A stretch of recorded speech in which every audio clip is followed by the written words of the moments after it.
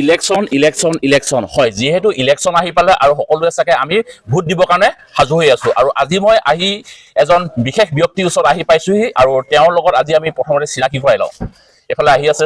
Sir নমস্কাৰ নমস্কাৰ ভালে আছে হয় ছাৰ নমস্কাৰ হয় ছাৰ মাইকটো ছাৰ ইয়াতে লগাই দিছোঁ হয় ছাৰ মই আজি আহিলোঁ আপোনালোকৰ ওচৰলৈ আৰু বিশেষকৈ মই আজি কেইটামান কথা জানিবৰ কাৰণে চেষ্টা কৰিছোঁ যিহেতু ধৰক আপুনি এইবাৰ ৰাইজৰ দলৰ প্ৰাৰ্থী নহয় জানো হয় আকৌ ৰাইজৰ দল বুলি নহয় হয় বিৰোধী হয় আৰু যিহেতু মই এটা কথা জানিবৰ কাৰণে চেষ্টা কৰিছোঁ যিহেতু ধৰক আপুনি এতিয়া বিৰোধী পক্ষৰ ফালৰ পৰা আপুনি এজন কেণ্ডিডেট আৰু এই আপুনি এতিয়া ধৰক ৰাইজে যে আপোনাক ভোট দিব প্ৰথমতে ৰাইজে আপোনাক চিনি পাব লাগিব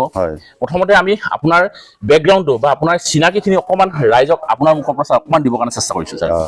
নমস্কাৰ মই দুলাল মৰাণ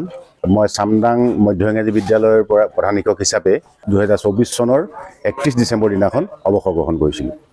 আৰু মোৰ যদি সামাজিক স্থিতিটো সোধে মই ছাত্ৰ অৱস্থাৰ পৰাই অসম আন্দোলনত খুব জড়িত আছিলোঁ চামদাং হাইস্কুলৰ ছাত্ৰ একতা সভাৰ সম্পাদক আছিলোঁ ঠিক তেনেদৰে অসম আন্দোলনৰ গৈ আমি আছু কৰিছিলোঁ ডুমডুম আঞ্চলিকৰ আছুৰ সহকাৰী সাধাৰণ সম্পাদক আছিলোঁ তাৰপিছত অসম মৰাণ সভাৰ এবাৰ সম্পাদক দুবাৰকৈ সভাপতি মোক ৰাইজে প্ৰদান কৰিছিলে তাৰো আগতে সদৌ মৰাণ ছাত্ৰ সন্থাৰ সাধাৰণ সম্পাদকৰ দৰে দায়িত্ব আমি পালন কৰিছিলোঁ তাৰপিছতে বিভিন্ন জাতি জনগোষ্ঠী এতিয়া ধৰক কৰম পানী খোৱা যিখন আঞ্চলিক কৰম আজি তিনিচুকীয়া জিলাৰ এখন বিখ্যাত এই কৰম উৎসৱখন তাৰো আমি প্ৰতিষ্ঠাপক সভাপতি আছিলোঁ এনেদৰে সামাজিক অনুষ্ঠান ক'লে আৰু বহুত ক'ব লাগিব হয় ছাৰ যিহেতু আপুনি শিক্ষকতা কৰিছিলে আপুনি কিমান বছৰ কৰিলে শিক্ষকতা মই 89ত মই কমিটিৰ আণ্ডাৰত এজন মানে শিক্ষক হিচাপে সোমাইছিলোঁ তেতিয়া মোক কমিটিয়ে পৰিচালনা কৰিছিলে তাৰপিছত 92ত জানুৱাৰী মাহৰ 9 তাৰিখে মই চৰকাৰীভাৱে যোগদান কৰিছিলোঁ মানে প্ৰায় আপুনি 35 বছৰ কাল আপুনি শিক্ষকতা কৰিলে আৰু এনেকুৱা এজন ব্যক্তি এইবাৰ বিৰোধী পক্ষত তেওঁ থিয় দিছে যাতে তেওঁ যিহেতু কম সৰু ল'ৰা ছোৱালীৰ পৰা তেওঁ কি ধৰণে তেওঁলোকক শিক্ষা প্ৰদান কৰিছিলে আৰু গোটেই পৰিৱেশটো তেওঁ জানে আৰু এইবাৰ ৰাইজৰ দলৰ ফালৰ পৰা তেওঁ যিহেতু বা অৰ্থাৎ আমাৰ বিৰোধী দলৰ ফালৰ পৰা যিহেতু তেওঁ প্ৰাৰ্থিত্ব আগবঢ়াইছে আৰু ৰাইজে আপোনাক কি কাৰণে ভোট দিব প্ৰথম কথা হ'ল আজি ৰাইজে ভোট এইকাৰণেই দিব যে বৰ্তমান যিখন বিজেপি চৰকাৰ চলি আছে এই চৰকাৰখনৰ যিটো ভ্ৰষ্টাচাৰী স্বৈৰাচাৰী ধৰ্মীয় মেৰুকৰণ বা অন্যান্য যিটো বিভেদকামী এইবিলাক যিটো মানে অসমত চলি আছে আজি সেইকাৰণে অসমৰ পৰা যাতে বিজেপি চৰকাৰখন মানে আঁতৰাই পঠাব পাৰে আৰু গৌৰৱ গগৈ দেৱৰ নিচিনা এজন বলিষ্ঠ নেতা নিকা ভাৱমূৰ্তিৰ নেতা অসমৰ যাতে তেখেতৰ নেতৃত্বত এখন মানে মুখ্যমন্ত্ৰী পাতিব পাৰে আৰু তেখেতৰ নেতৃত্বত যাতে এখন দুখীয়া জনসাধাৰণৰ কাৰণে জনকল্যাণকামী এখন চৰকাৰ হয় তাৰ কাৰণেই আমি ভাবিছোঁ যে এইবাৰ বিজেপিক প্ৰতিহত কৰি বিৰোধী ঐক্য মঞ্চৰ ৰাইজৰ দলৰ চিলিণ্ডাৰ চিনত ভোট দিব বুলি আমাক ৰাইজে মৰম কৰিব বুলি আমি আশাবাদী হয় আৰু যদিহে আপুনি জিকে ৰাইজলৈ আপুনি কি প্ৰদান কৰিব চাওক আমি জিকিলে মোৰ মানে বহুত সপোন আছে আমাৰ ডিগবৈ সমষ্টিত যিহেতু বুঢ়ীডিহিং অঞ্চলটো নতুনকৈ অন্তৰ্ভুক্ত হৈছে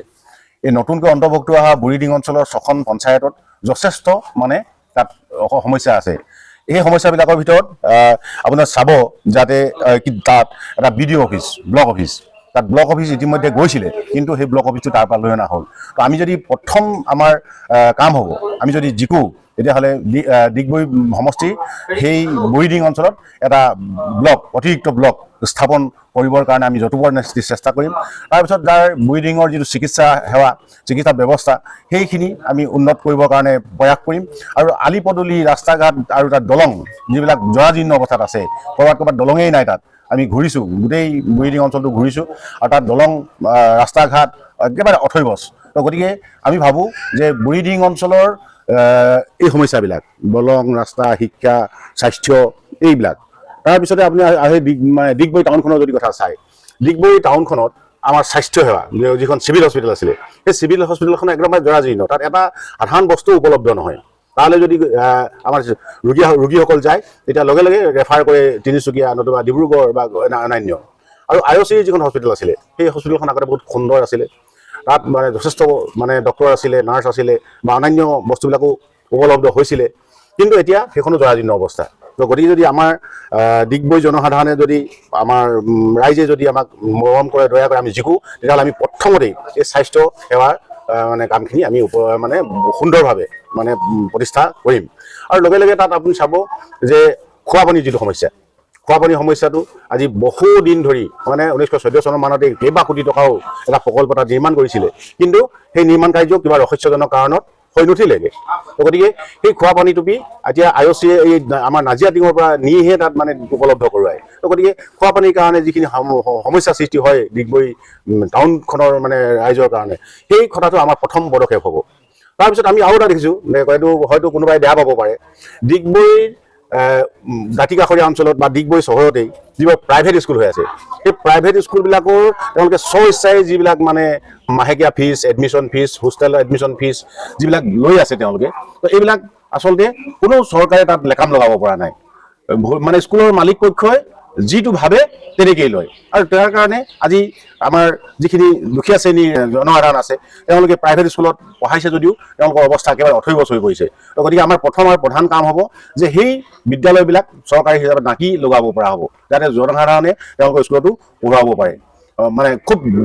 মানে বহুত বৃদ্ধি মানে মাচুল তেওঁলোকে লয়, যিটো দুখীয়া কাৰণে মানে দুখীয়া শ্ৰেণীৰ কাৰণে সম্ভৱ হৈ নুঠে। এনেকুৱা ধৰণৰ সমস্যাবিলাক ডিগবৈ অঞ্চলত বহুত আছে। খোৱা পানীৰ কথা ক'লোঁ, স্বাস্থ্যৰ কথা ক'লোঁ, শিক্ষাৰ কথা ক'লোঁ, ৰাস্তাৰ কথা মানে চাব আপুনি, অকণমান গাড়ী এখন হ'লে যান জঁটৰ সৃষ্টি হয়, বৰষুণ অলপমান পৰিলেই কৃত্ৰিম বানপানী হয়। তো এইবিলাক বহুত আছে। তাৰপিছত আকৌ আপোনাৰ যিটো আমাৰ IOC যিটো হেৰি আছে মানে শ্ৰমিকসকল আছে, সেই শ্ৰমিকসকলৰ সমস্যা বহুত আছে। সেই শ্ৰমিকসকলে বাৰে বাৰে আন্দোলন কৰিবলগীয়া হয়, বাৰে বাৰে আন্দোলন কৰিবলগীয়া হয়, আৰু তেওঁলোকৰ যিবিলাক অভাৱ অভিযোগ সেইবিলাক তেওঁলোকে কোনো বুজ নলয়। তো গতিকে আমি শ্ৰমিকসকলৰ পক্ষত থাকি সেই শ্ৰমিকসকলৰ যিবিলাক সমস্যা, সেই সমস্যাবিলাক শ্ৰমিকসকলৰ লগত থাকি আমি সমস্যাবোৰ সমাধান কৰিবৰ কাৰণে যত্ন কৰিম। তো এনেকৈ ধৰণে আৰু মানে ধৰক যিবিলাক আমাৰ পথাৰবিলাক আছে, এই ডিগবৈ সমষ্টিটোত বৃহৎ বৃহৎ পথাৰবিলাক আছে, সেই পথাৰবিলাকত আমি জলসিঞ্চনৰ কেনেকৈ ব্যৱস্থা কৰিব পাৰোঁ। জলসিঞ্চন যদি আমি ব্যৱস্থা কৰিব পাৰোঁ, তেতিয়াহ'লে তাত আমাৰ খেতিয়কসকলে কি কৰিব, বছৰত অতি কমেও 2টা খেতি কৰিব পাৰিব। তেতিয়া নিজেই আমাৰ এই অঞ্চলবিলাক 2টা খেতি কৰাৰ লগে লগে আমাৰ সেই অঞ্চলবিলাক জিলিকি পৰিব। আটাইতকৈ মোৰ বেদনা লগা এটা মানে বস্তু হ'ল যে আমাৰ ডিগবৈ সমষ্টিৰ পৰা যিবিলাক নিবনুৱা ল'ৰা ছোৱালী বহিৰাজ্যলৈ যায়, কোনোবা চেন্নাইলৈ যায়, কোনোবা কেলকাতালৈ যায়, কোনোবা বেংগলোৰ যায়, কোনোবা গুজৰাট যায়, তাত গৈ পেলাই কি হয়, তাত গৈ পেলাই তেওঁলোকে কিছুমানেতো সুন্দৰকৈ চাকৰি বাকৰি কৰে, কিবা এটা ঘৰলৈ পঠিয়াই, ঘৰে পোহপাল দিয়ে, আৰু কিছুমানে তাত চাকৰি কৰিবলৈ গৈ অপ্ৰীতিকৰ পৰিস্থিতি তেওঁলোকে সন্মুখীন হৈ তাত কি হয়, তেওঁলোকে মৃত্যুক আঁকোৱালি ল'বলগীয়া হয়। এই বেদনাটোৱেই মোৰ আচলতে আটাইতকৈ ডাঙৰ বেদনা, এই বেদনাটো এটা। গতিকে আমাৰ প্ৰথম পদক্ষেপ হ'ব, আমি সেই ল'ৰা ছোৱালীবিলাক আমি কেনেকৈ ডিগবৈ সমষ্টিতে তেওঁলোকক আমি সংস্থাপিত কৰিব পাৰোঁ, বিভিন্ন ধৰণৰ সংস্থাপিত কৰিব পাৰোঁ। তো এনেকুৱা কথাবিলাক কোনো বিধায়কে ভবা নাই। তো গতিকে সেই ল'ৰা ছোৱালীবিলাকক স্কিল ডেভেলপমেণ্ট কৰি, কোনোবাই মেকানিক, কোনোবাই আত্মসহায়ক গোট, আন কোনোবাই ক্ষুদ্ৰ ব্যৱসায়, কোনোবাই মানে টিভি মেকানিক, এনেকুৱা ধৰণৰ কৰি পেলাই আমি যাতে ডিগবৈতে তেওঁলোকক সংস্থাপিত কৰি ৰাখিব পাৰোঁ। তাৰপিছত আৰু এটা আছে, ডিগবৈৰ যিখিনি আমাৰ বেংগলী সম্প্ৰদায়ৰ লোকসকলৰ ভাৰতৰ এজন স্বনামধন্য ব্যক্তি, তেখেত হ'ল নেতাজী সুভাষ চন্দ্ৰ বসু। আৰু আমি কথা দিছোঁ, যদি ৰাইজে আমাক মানে জয় কৰোৱাই আশীৰ্বাদ দিয়ে, তেতিয়াহ'লে আমি নেতাজীৰ এটা প্ৰতিমূৰ্তি আমি ডিগবৈ টাউনত প্ৰতিষ্ঠা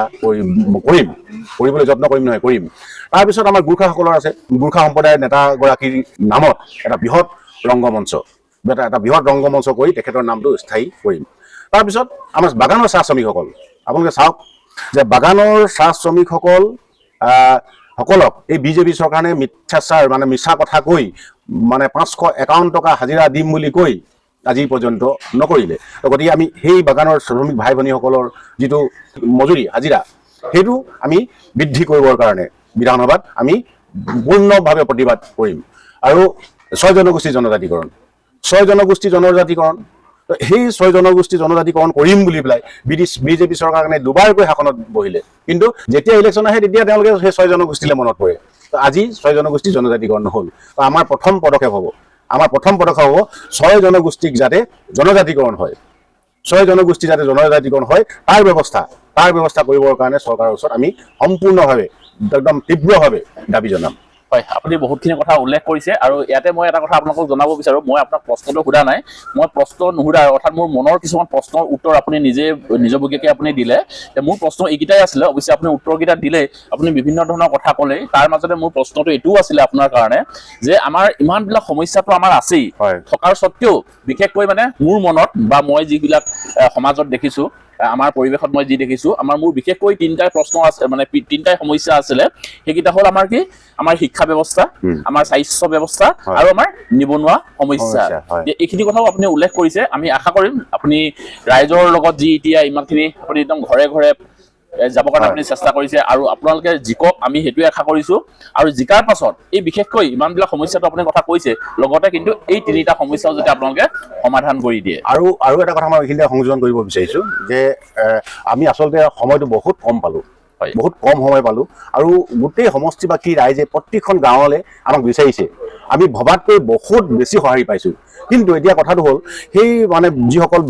তেখেতসকলৰ গাঁৱলৈ বিচাৰিছে, সকলো গাঁৱলৈ যাবৰ কাৰণে সম্ভৱ নাই, কিছু কিছু গাঁৱত থাকি গৈছে। তো গতিকে মই আপোনাৰ এই মাধ্যমেৰে মই সকলোকে প্ৰাৰ্থনা জনাব বিচাৰিছোঁ যে অতি কম সময় দিলে আমি প্ৰতিখন গাঁৱলৈ যাব পৰা নাই। গতিকে নিজৰে এজন বুলি ভাবি পেলাই সকলোৱে যাতে সেই দায়িত্বটো ক্ষমা কৰি পেলাই আমাক যাতে চিলিণ্ডাৰ চিনত ভোট দি এবাৰ ৰাইজৰ সেৱা কৰিবৰ কাৰণে বিবেচনা কৰে। ৰাইজৰ সেৱা কৰিবলৈ আমি যদি সুবিধা পাওঁ, এই কথাবিলাক আমি নিশ্চয় বিধানসভাত আমি সজোৰে উপস্থাপন কৰিম। হয়, খুব বেছি ছাৰ ধন্যবাদ থাকিল আপুনি ইমানখিনি সময় দিয়াৰ বাবে। আৰু মই ৰাইজক এটা কথা অনুৰোধ কৰিব বিচাৰিছোঁ, আপোনালোকে যিহেতু ধৰক ভোট দিবৰ কাৰণে সকলোৱে সাজু হৈছে আৰু ছাৰে যিবিলাক কথা প্ৰকাশ কৰিছে, এই কথাবিলাক আপোনালোকে কেনেকুৱা পাইছে, আৰু যদিহে ছাৰলৈ যদি আপোনালোকৰ কিবা যদি প্ৰশ্ন আছে আপোনালোকে কমেণ্টত লিখি দিব আৰু সেইবিলাক আমি ছাৰক দেখুৱাই পেলাই পাছৰ পৰ্যায়ত আমি সেইবিলাক প্ৰশ্ন ছাৰক আমি উত্থাপন কৰিম আৰু আপোনালোকৰ সমস্যাবিলাক আমি সমাধান কৰিবৰ কাৰণে চেষ্টা কৰিম। আজি অকণমান আপোনালোকৰ ইলেকশ্যনৰ ওপৰত এটা অকণমান তথ্য দিবৰ কাৰণে চেষ্টা কৰিলোঁ। ভিডিঅ'টো আপোনালোকে কেনেকুৱা পালে জনাব কাৰণে নাপাহৰিব। ভিডিঅ'টো আৰু বৰ বেছি দীঘল কৰি নাথাকোঁ, আজি ভিডিঅ'টো ইয়াতে সামৰণি মাৰিছোঁ। অন্য এটা ভিডিঅ'ত অতি সোনকালে লগ পোৱাৰ প্ৰতিশ্ৰুতি আজি এই ভিডিঅ'টোৰ পৰা বিদায় ল'লোঁ। ধন্যবাদ থাকিল। জয় আই অসম।